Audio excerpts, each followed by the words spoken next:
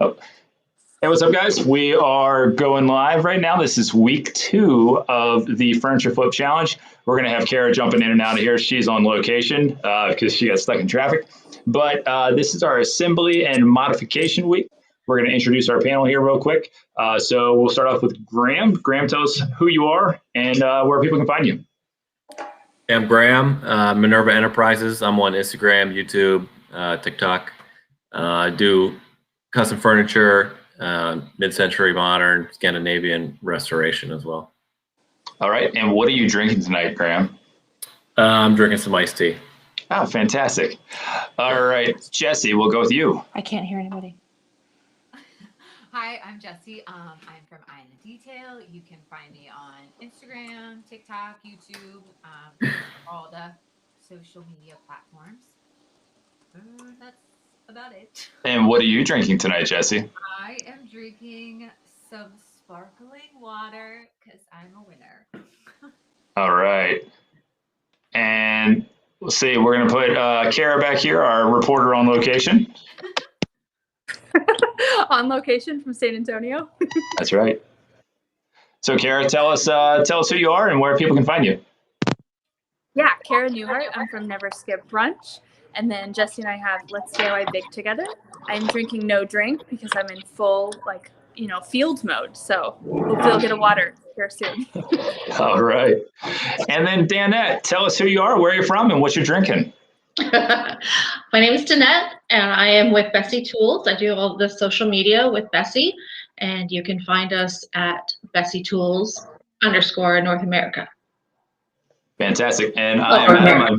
I'm from, oh, sorry, Scotch. Cheers. All right. Well, I'm Adam. I'm from Lazy Guy DIY and also the Builders Challenge. And this is the Furniture Flip Challenge recap week. So this is week 2. We're going to keep doing this to the end. We got one more week after this. But tonight's episode was sponsored by our friends.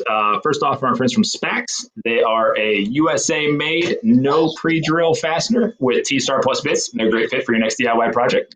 And then also sponsored tonight by our friends from Bessey. So we are going to have a giveaway tonight, and there are a couple different ways to do this, to enter. So if you have a comment, leave a comment, and we'll be able to see those in the feed. And if you have a question or anything, we'll see those as well. And then also we're going to have a second way to enter, and we're going to talk about it here at the end as well. So you're going to have to hang out for the second way to enter, but it's going to be a cool way to do it, and it's going to involve some Bessey lamps.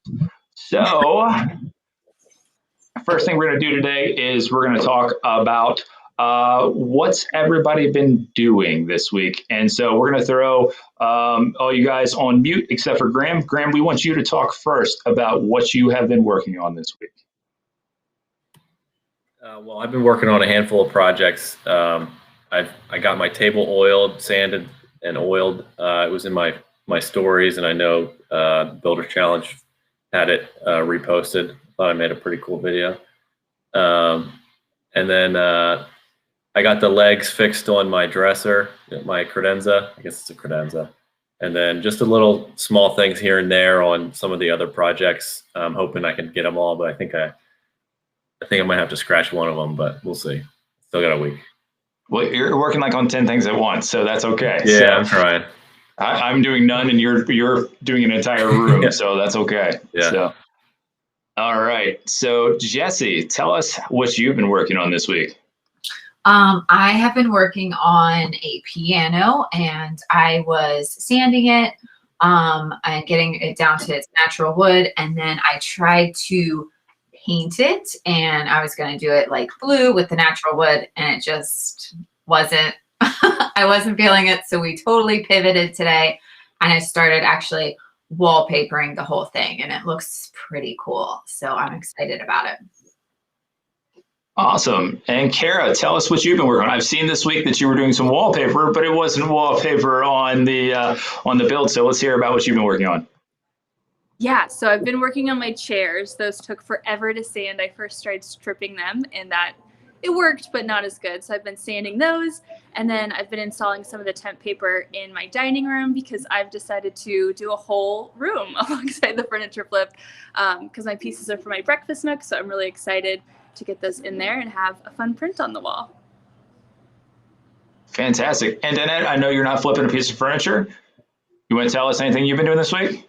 Well, actually, we've started. We're in the process of getting ready to renovate our condo. So I have a bunch of paint samples on the wall, trying to figure out what color to paint.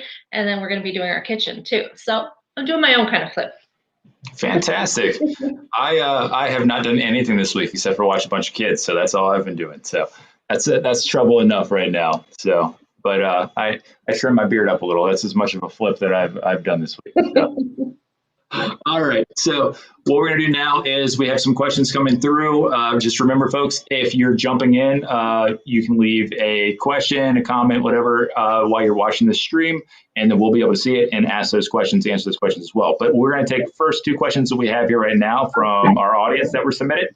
And this one's going to be for Graham. Graham, how do you handle a restoration where the furniture is mainly a veneer over particle board? Like, do you go for it? Do you scrap it? When do you call it quit? What's your take? Well, first I kind of see what kind of finish is already on it, and that'll kind of determine whether if I sand it or if I can just clean it real good with like a naphtha or a mineral oil, or if I just have to strip it. A lot of times scraping it or stripping it with a chemical stripper is like the safest. And then you neutralize it with a mineral oil so that it doesn't keep working and dry and make it all nasty. And then light sand. I usually don't go below a 180, when I'm sanding on a veneer. So I start at 180. It takes longer, but, it's a lot less of a chance to go through the veneer. And then if you go through the veneer, you gotta like use some tricks to like paint the grain and, make it look real. I know you were telling Rachel to do that at one point for hers. You told her to go back and draw in and paint the grain. And she's like, I am not an artist. I cannot do that. So I think you freaked her out a little bit. She'd probably do some smiley faces and maybe some little bird, like the W birds in there or something like that. So that's okay. Hey, we actually have a follow-up question here to the question there from Sasha Tinsley for you, Graham. What type of furniture stripper do you prefer? I tried like the citrus strip stuff before. That doesn't really work that well. I started using another one that you can put into a spray bottle. It's like the kind you can get at the box store. I think it's like, what's the brand? Clean Strip, something like that. But you can like put it in a bottle and you can like spread it out, or you can spray it. You kind of like get it right to where you want it. You don't have to worry about it going everywhere. But that's what I've been using. Gotcha. Yeah, I've used citrus strip on a door where we had like maybe 10 layers of paint. But I mean, a door is pretty easy to scrape off. You don't have all the little nooks and crannies, and we're fine for that, but not anything probably too technical. So let's see. Sasha says she's used citrus strip as well. It worked okay. Okay, next question, either for Cara or Jessie. So what do you all do to keep up on the latest design trends and to apply to your work and expand your creativity? You should do a rock, paper, scissors. Do a rock, paper, scissors. Just go for it.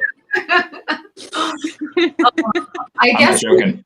Oh, it's like paper, scissors. What do you got? That's me too. Okay, go first. You go or I go? I'll go. You go. So I like Pinterest. Obviously, I think there's a lot of stuff that's the same. So you really have to kind of get granular when you're searching. And then I really like magazines, honestly, because I think there's a whole team behind them curating things. So that's where I love to get inspo. And then just out in the world, a lot of restaurants inspire me because I think you can do like really fun things that you wouldn't normally put in your house. So there's a lot of interesting like textures or colors. So that's what I like. All right, Jessie. Oh, I thought I was gonna get out of that one. I'm the same way. I actually like to look at mine like in the real world kind of thing and grab inspiration from things around me. And I do look at Pinterest every once in a while, but I just feel like it is all the same thing. And I try to like think outside of the box normally, like when I'm finishing like or completing a design. So I feel like I just have to get very creative, and it's kind of more in my head than anything else. I'm more of a Pinterest kind of guy. And then my wife puts together a bucket for me. And then I'm like, here's what I need to do for the next project. Here's the inspiration. This goes with what's with the house. And if it's not, then it gets thrown to the curb. So that's all right. All right, Annette, I actually have a question for you. So is there anything exciting that we should look forward to that's coming out from Bessey here soon? Everything that's exciting has already been released that I know of. The big thing, the EZR set that has just come out, where it goes into the table tracks, that has been, we have no stock actually. So it's selling out. So that's a good thing and a bad thing, because we need stock, but it's flying off the shelves. So that's a good thing. The other latest thing we have, it's a little bit more for fabrication and welding. It's a steel clamp that has a pivot handle, but I'm hoping maybe that pivot handle where, it gives you a little bit more leverage, might make its way into one of the woodworking clamps. So we shall see. Excellent. And now I know with the table clamps, I've obviously tried them out, and I love them with the track saw. It's fantastic because they fit with the Makita track saw, and the ones that usually come with it are just tough to use, but these were perfect. I know I tested it out and posted a little bit on it, so they're fantastic. So check those out. Excellent. All right, we are going to move to our next segment, and it's going to be a game. I've briefed some of you all about this, but not everybody. So this is going to be sort of a showcase showdown. And if you're watching along too, we want you to participate. So what I'm going to do is I'm going to put a picture up on screen, and I'll give a little background on it. It's from Antiques Roadshow. Everybody loves Antiques Roadshow. And so what I want you all to do, just like on Price is Right, you're going to basically give your bid of what you think this went for auction. And the closest without going over wins. If you are the losers, then you have to take a drink. That's only how fair it is. So we're going to start off here. I'm going to see if I can get this to work because I'm flying solo tonight. But our first picture here, let's see. You can see this here. Can everybody still hear me? Good. Mm-hmm. All right. This piece here is a Vanderlei Brothers Victorian Rococo style double back settee. It was a piece of furniture purchased from auction from a house the movie Steel Magnolias was filmed in. How much did this go for in auction? And we'll just have to have you run through here, and we'll have a guess. So, Graham, what is your guess? How much did this thing go for? Do you need to see it again? No, I don't need to see it again. I'm going to say 12,000. All right, Jessie. I say 22,000. Okay, Cara. I was going to say $1 million, but that feels totally wrong. I'm going to say 15,000. Okay, Jeanette. $1 million. I'm going to go a bit lower. We'll go 10. All right, let's see if there's any guesses in the chat here. I see 25,000. Okay, the answer is it's actually $50 to $100. And the reason for that is although it was manufactured in the 30s, it's a reproduction of a reproduction of a reproduction because it's from a company that would make furniture for Warner Brothers. So it's just a knockoff of a knockoff of a knockoff. It actually was made in a set for Going with the Wind, but it's not worth crap. So everybody went over. Everybody have a drink. Okay. All right. Here is our next one. Let me pull it up here. I think this one may. All right.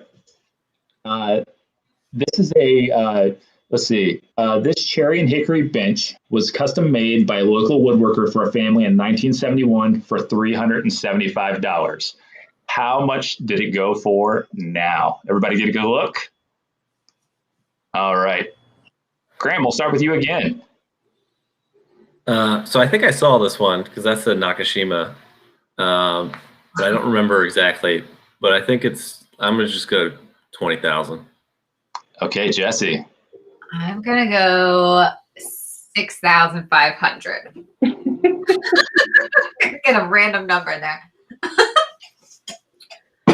All right, Cara. I'm gonna go with 17,000. Okay. Final answer. All right. Danette. I'm gonna go with my 10,000 again. Okay. And the answer is, it is indeed a George Nakashima. It's original piece. The family got it. They live near there, and it sold recently for $60,000. Jeez. Wow. So who was our closest there without going over? I think I had the think highest. Yeah, I think so. There you go. All right. So you should have bid even more. So, all right. So let's go for number 3 here. All right. A little similar. All right. This cypress slab table was purchased and suspected to be a George Nakashima original, and they bought it for $400. How much? And Danette, we're going to start with you first. You said suspected. Suspected. $800. Okay. All right, Cara.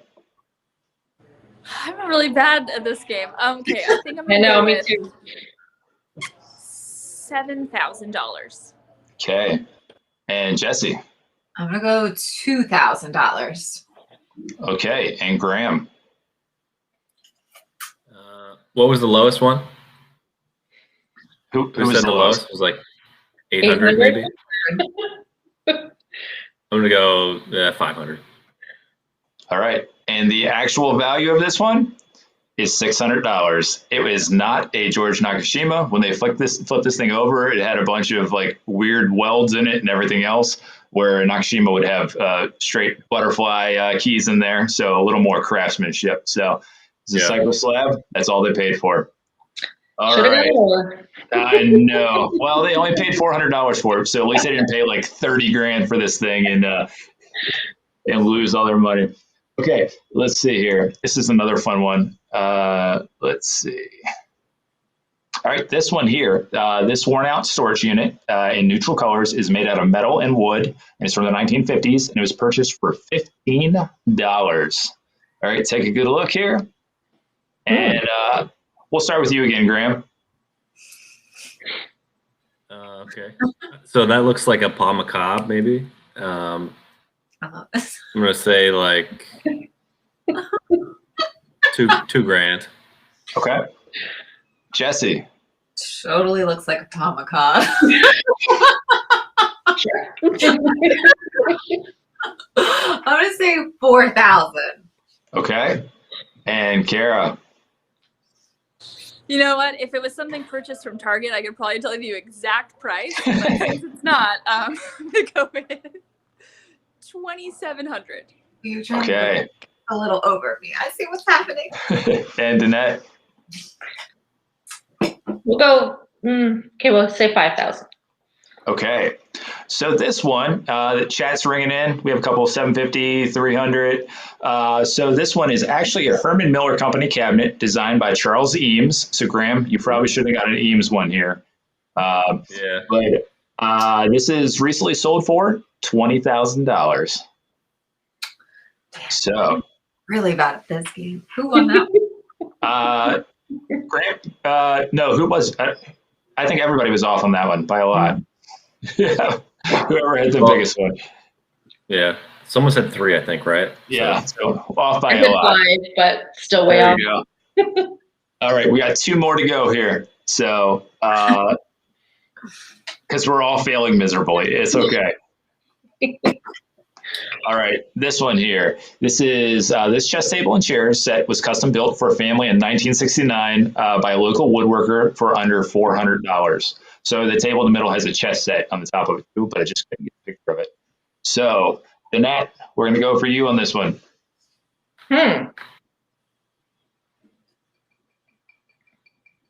So you get a table and chairs. Okay, we're gonna go 15,000 on that one. Okay. Cara. 11,000. All right. Jessie. I'm going 500. Okay. Graham. Graham, do you want to tell us who made this? Right? Who is it? And it looks like Sam Malouf. Oh. What's your guess? I'm Sam. going to say 6,000. You are correct that it's a Sam Maloof, but you were wrong on the price. So this is a Sam Maloof. It's walnut and ash, and sold recently for the set for $20,000. So you get bonus points though for getting the correct woodworker. So all right, we have our last one here. It is a terrible picture, so I apologize for that, but it is the only picture I could find.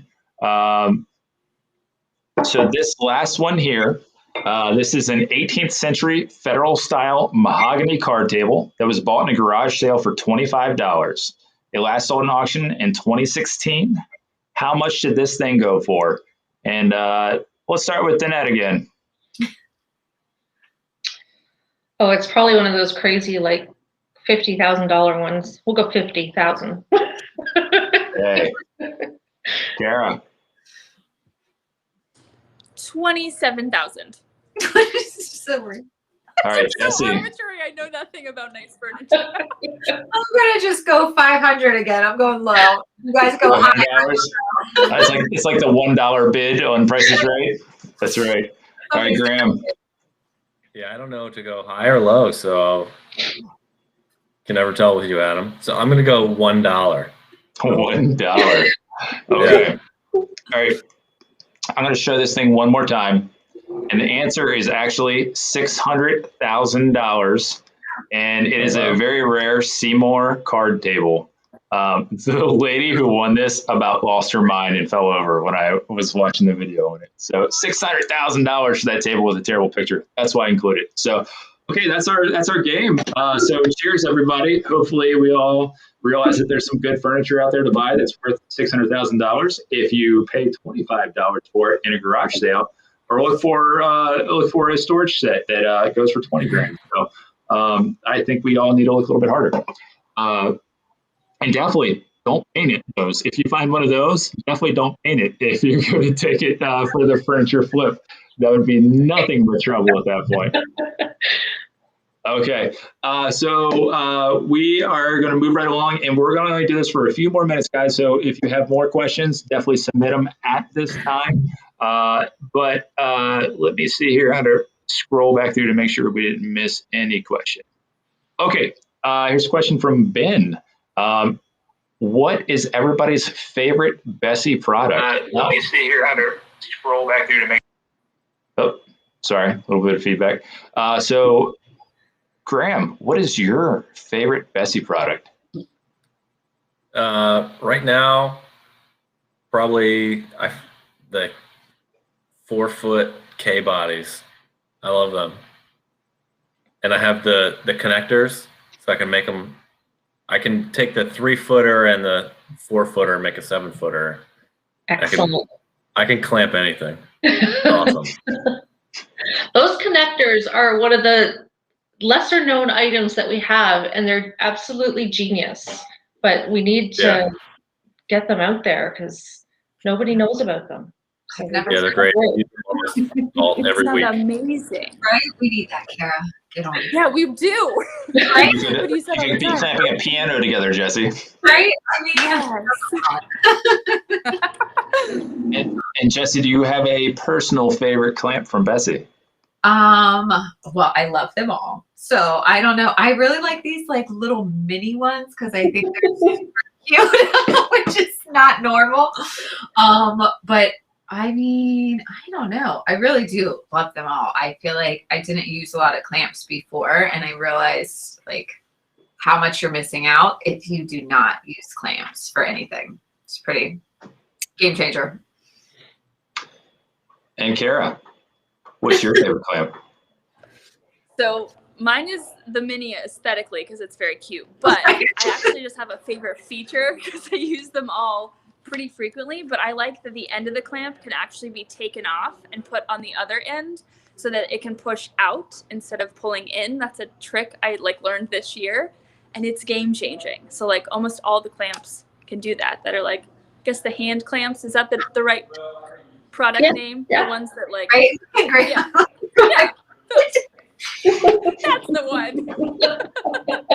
But yeah, you can put it on the end and it's dual purpose. It's amazing. Now, I guess the next question is, who has the most clamps here? It's probably between, well, tonight, I don't know how many you have, but personally, not many. I may have 50 or 60 at this point. Whoa. Like my whole wall may fall down. I have a few that I just use like consistently. 50, that's a collection right there. All right, we're gonna take 2 more questions here. We have one from Daniel. Do you guys feel paint is necessary to make a piece of furniture qualify as a modern farmhouse? I'll go first. I don't think you need to have paint for a modern farmhouse. I don't think so either. I feel like the 2-tone wood is like really good for like a modern farmhouse look.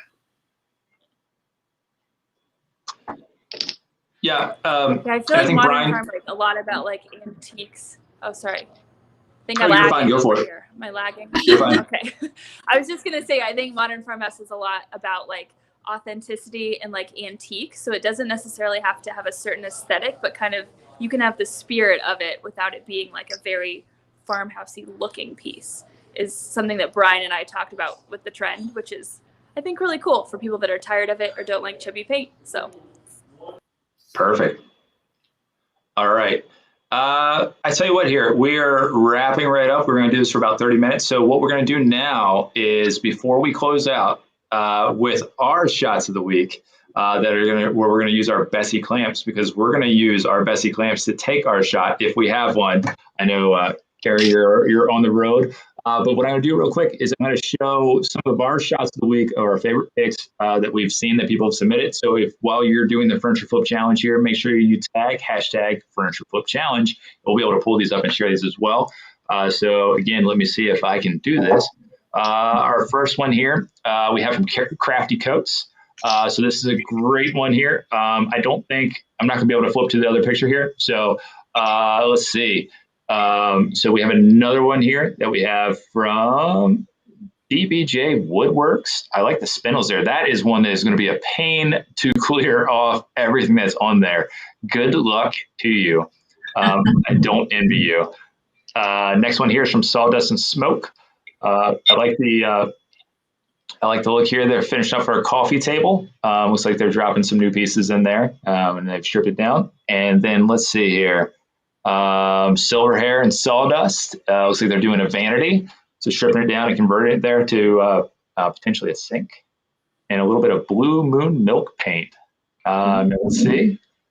And there's your piano. So that one is. It's so pretty. There we go. So. All right, guys, that was our shots of the week. Again, remember to tag it with #Furniture Flip Challenge. And then I mentioned before at the top of the show that what we'll be doing is giving you another chance to win our prize pack from Bessey. We'll announce those tomorrow. But what we want you to do is we're all going to be using our Bessey clamps to take a shot or to take a drink tonight here in just a second to close things out. We want you all to do the same thing. Post it in Instagram stories. Make sure you tag Bessey, and it's Bessey Tools North America, right, Danette? Yes. Okay, and then make sure you tag the Builders Challenge. And you can tag any of us here as well. That's Adam, Lazy Guy DIY, Graham, Minerva Enterprises, Jessie, I in the Detail, and then absolutely tag the Builders Challenge because we're the one that watch it and make sure that we have somebody that qualifies there.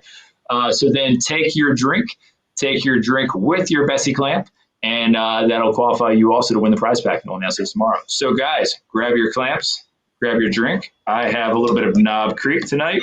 I'm going to try not to spill it on myself. Let me know when you guys are ready. I'm clamping slowly. All right, guys. Cheers. Shot of the week. This is so good. Much better than the bourbon I had last week. All right, guys. That is it for this week. I hope you enjoyed it. Tune in next week. It's going to be the same time. We're going to wrap up the Furniture Flip Challenge. It's going to be at 9 p.m. Eastern Standard Time again. And we're going to be asking you all to submit questions throughout the week. And that's it. So the rest of my crew, you can stay on. And everybody else, we're out of here. You guys have a good night.